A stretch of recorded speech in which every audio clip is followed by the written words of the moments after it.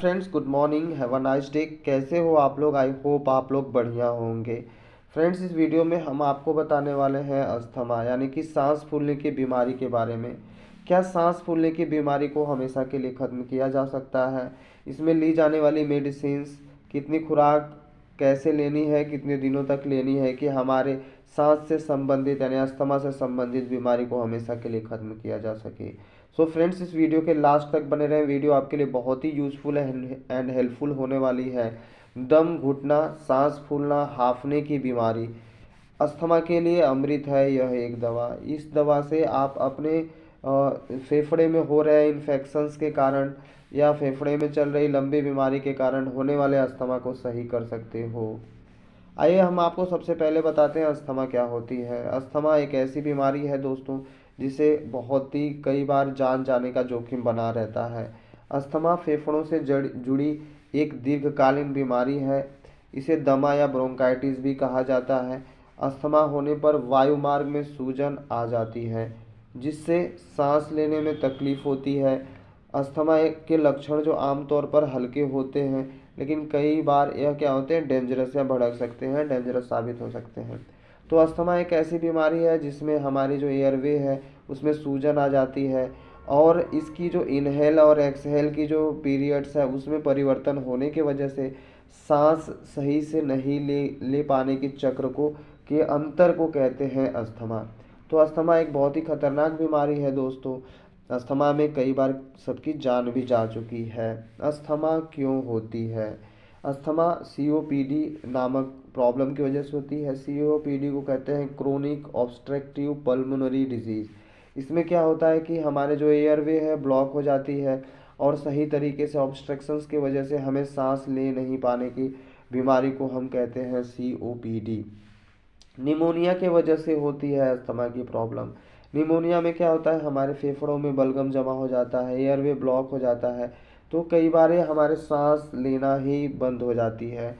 तो इससे भी कई लोगों की जानें जा चुकी हैं। लंग कैंसर, जो हमारे लंग्स में अनवांटेड जो मांस ट्यूमर बिल्डअप होता है जिसके वजह से तेज खांसी, अस्थमा की शिकायत देखने को मिलती है। दिल की धड़कन तेज होने पर सांस फूलने की समस्या हो सकती है जो हृदय की लय या कार्यप्रणाली में खराबी के कारण होती है, जैसे कि हृदय अतालता या हृदय की विफलता भी कहते हैं। यानी कि अगर आपके शरीर पल्स रेट ज़्यादा बढ़ गया हो, धड़कन तेज हो गई हो, तभी भी आदमी हांफने लगता है या उसकी सांसें फूलने लगती हैं। अस्थमा में आनुवांशिक जेनेटिक की भूमिका होती है। यानी कि अगर आपके पेरेंट्स में है, आपके मॉम या आपके डैड में अगर अस्थमा की शिकायत है तो आपको भी अस्थमा की प्रॉब्लम हो सकती है। लेकिन यह एकमात्र कारण नहीं है, बल्कि पर्यावरण और व्यक्तिगत कारकों का प्रभाव भी पड़ता है दोस्तों। अब हम आपको बताएंगे धूल से एलर्जी की वजह से कैसे अस्थमा होती है।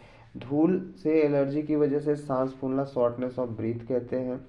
एलर्जी से प्रेरित श्वसन लक्षण भी कहा जाता है, जिससे छींकना, नाक बहना, आँखों में खुजली, सांस लेने में तकलीफ शामिल है। बहुत ही लोगों को 100 में से अगर अस्थमा की प्रॉब्लम है तो 100 में से 80% लोगों को डस्ट के वजह से, धूल धक्कड़ के वजह से अस्थमा की शिकायत होने लगती है। चिंता, जिसे एंजाइटी कहते हैं, के कारण सांस फूलने, शॉर्टनेस ऑफ ब्रीथ की समस्या हो सकती है।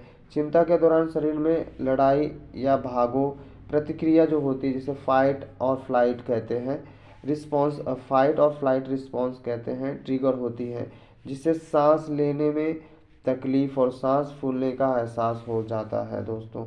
तो एंजाइटी की वजह से भी आप हांफने लगते हो। अब हम आपको बताएंगे अस्थमा का इलाज।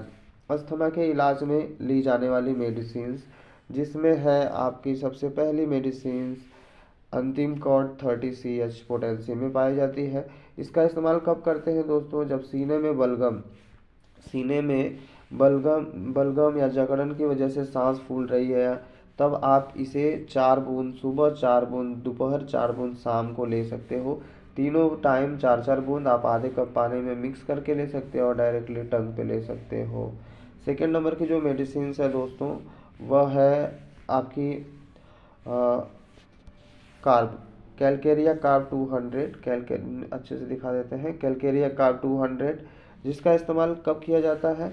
जैसे हृदय रोग की वजह से सांस फूल रही है, एंजाइटी, दिल की धड़कन बढ़ने, घबराहट होने, ठीक है, की वजह से जब अचानक सांस फूलने लगे तो आप इस मेडिसिन को ले सकते हो। कैलकेरिया कार्बोनिकम 200 CH पोटेंसी 4 बूंद सुबह और 4 बूंद शाम को ले सकते हो। अगर ज़्यादा प्रॉब्लम ना हो तो 4 बूंद सिर्फ सुबह ही ले सकते हो। दोस्तों, मेडिसिन लेने से पहले आप अपने नज़दीकी डॉक्टर से परामर्श ले लें।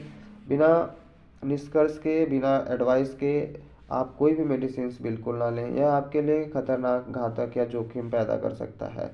सो फ्रेंड्स, अगर मेरी वीडियो पसंद आई हो तो प्लीज़ मेरे चैनल को लाइक, शेयर और सब्सक्राइब करना भूलें। Thank you so much for watching my video till and.